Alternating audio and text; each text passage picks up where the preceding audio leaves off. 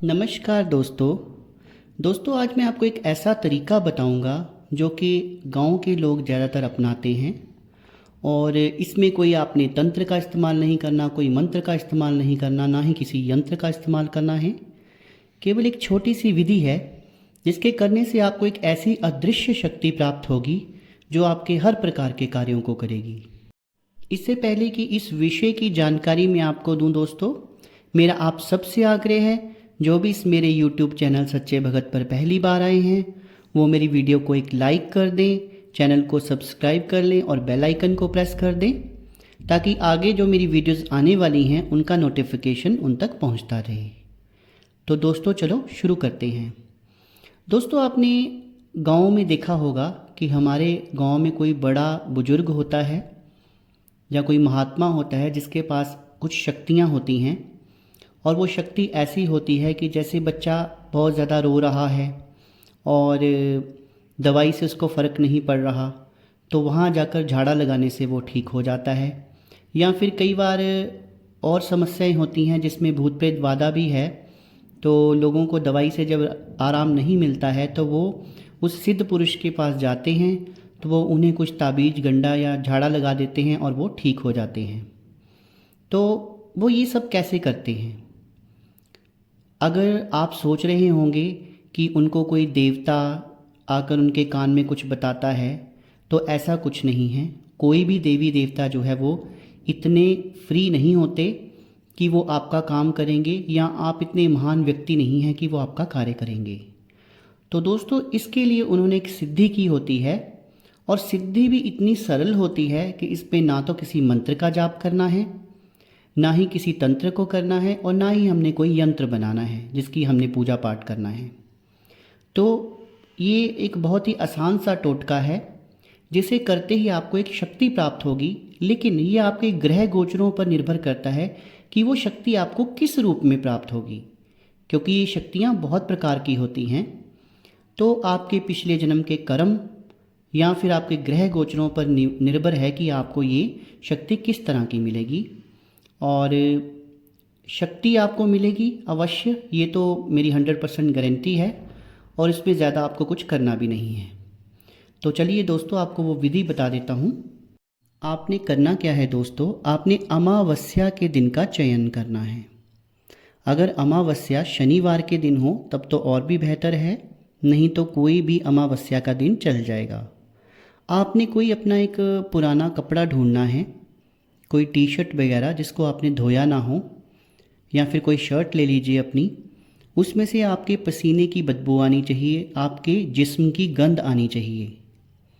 अगर आप धोया हुआ कपड़ा लेंगे तो ये तंत्र कार्य नहीं करेगा। अगर आपके पास फ़िलहाल ऐसा कपड़ा नहीं है तो आप पुरानी टी शर्ट वगैरह पहन लीजिए। जब उसमें पसीना वगैरह लग जाए, आपके शरीर की गंध आ जाए, तब आप इसका इस्तेमाल कीजिए। साथ में आपको चाहिए होगी एक इत्र की शीशी, और आपको 7 प्रकार की मिठाई रखनी है, एक मीठा पान रखना है दोस्तों। इतनी सामग्री काफ़ी है। इसके अलावा अगर आप उसमें 7 लौंग, 7 इलायची डालना चाहें तो वो भी डाल सकते हैं। अब आपने करना क्या है, पहले दिन के समय आपने एक वीराना ढूंढना है जहाँ केवल एक ही पेड़ हो, आसपास कोई पेड़ पौधा ना हो, उस जगह पर कोई आता जाता ना हो, और पेड़ भी सिर्फ एक ही हो। ये पेड़ कोई भी हो सकता है, चाहे वो आम का पेड़ है, चाहे वो किसी भी प्रजाति का पेड़ हो, वो चल जाएगा। पेड़ जो है वो हरा भरा होना चाहिए, सूखा नहीं होना चाहिए। जब रात के 12 बज जाएं, अमावस्या का दिन हो, उस समय आपने अपनी टी शर्ट जिसमें आपके शरीर की गंध आ रही है, उसके ऊपर इत्र की पूरी शीशी को उड़ेल देना है। उसमें मीठा पान रखना है, 7 प्रकार की मिठाई, 7 लौंग, 7 इलायचियाँ रखनी हैं, और उसे अच्छी तरह से गांठ मार देनी है दोस्तों। गांठ मारकर आपने फिर एक बहुत बड़ी कील, जो कि सबसे बड़े साइज़ की होती है, वो ले जानी है, और जाकर उस पेड़ में वो कील जो है रात के 12 बजे गाड़ देनी है। और साथ में वो जो आप अपनी टी शर्ट जिसके अंदर आपने 7 प्रकार की मिठाई, लौंग, इलायची और मीठा पान रखा है, उसको उसके साथ लटका देना है। उसको कील के साथ ऐसे बांधना है कि वो वहाँ से निकले नहीं। दोस्तों साथ में आपने पीले रंग की सरसों जो कि तंत्र में इस्तेमाल होती है वो साथ में ले जानी है। वो आपने खूब सारी साथ में ले जानी है। और फिर ये कार्य करने के बाद पीली सरसों हाथ में लेकर क्लॉकवाइज वो जो पेड़ होगा उसके आपने 7 चक्र काटने हैं। धीरे धीरे आपने 7 चक्र काटने हैं, घबराना नहीं है उस समय। उस समय जब आप चक्र काट रहे होंगे तो आपको एक अदृश्य शक्ति प्राप्त होगी। मैंने पहले भी वीडियो में कहा है कि वो आपके पिछले जन्मों और आपके ग्रह गोचर पर निर्भर करती है कि वो आपको कैसे मिलती है। आपको अचानक से एक रोशनी दिखाई देगी, जैसे तारा टूटता है ऐसे लगता है कि पेड़ के ऊपर से रोशनी गिरी है। दोस्तों, जब वो रोशनी गिरेगी तो आपने हिम्मत करके, वो धीरे धीरे नीचे की ओर आती है, तो आपने हाथ फैलाकर उसे पकड़ लेना है। कईयों को इस रोशनी के नीचे ज़मीन पर गिरने से 1 रुपये का सिक्का, लोहे का कॉइन मिलता है। कईयों के हाथ में दोस्तों एक तरह का पुष्प हाथ में लगता है, और ऐसा पुष्प इस पूरे संसार में आपने कहीं नहीं देखा होगा। जब रोशनी ऊपर से गिर रही होती है और उसे आपको जाकर कैच कर लेना है, और आपके हाथ में वो रोशनी जो है एक पुष्प में परिवर्तित हो जाती है।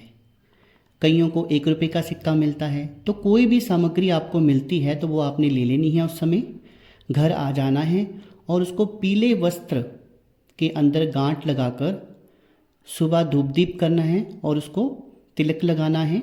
उसकी रोज़ आपने पूजा करनी है और उसको आप पूजा के स्थान पर भी रख सकते हैं। दोस्तों, इसका जिक्र आपने किसी के साथ नहीं करना, केवल अपनी पत्नी को आप बता सकते हैं। अपने फैमिली मेम्बर्स को भी आपने इसके बारे में नहीं बताना है।